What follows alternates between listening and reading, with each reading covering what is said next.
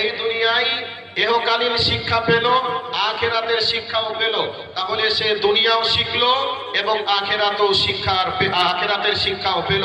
কাজেই প্রত্যেকের কাছে দাবি থাকবে, আপনারা এই দৃশ্যটা দেখুন, দৃশ্য দেখে আপনারা আপনাদের মেয়েকে এই মাদ্রাসায় ভর্তি করে আলিমা তৈরি করবেন। এই দাবি আপনাদের কাছে রাখছি। প্রত্যেককে চেষ্টা করবেন একজন আলিমার মা হবো। যাদের ছেলে আছে তারা ভাববেন একজন আলিমের মা হবো। প্রত্যেককেই এই চিন্তা চেতনা মাথায় রেখে আজ থেকে এখান থেকে যাওয়ার চেষ্টা করবেন। সম্মানিত উপস্থিতি, আজকের এই দৃশ্য সব থেকে আনন্দের একটা দৃশ্য। কাছেই আজকে আমার বড় ভাই জয়নুদ্দিন কাসিম হাফিজুল্লাহ মাদ্রাসা তৈরি করেছেন। এই মাদ্রাসার ফল আপনারা দেখছেন, কত চমৎকার লাগছে। 11টা মেয়ে আজকে তারা দাওরাই হাদিস কমপ্লিট করে আজকে তারা এখান থেকে বাড়ি যাওয়ার সুযোগ পাচ্ছে।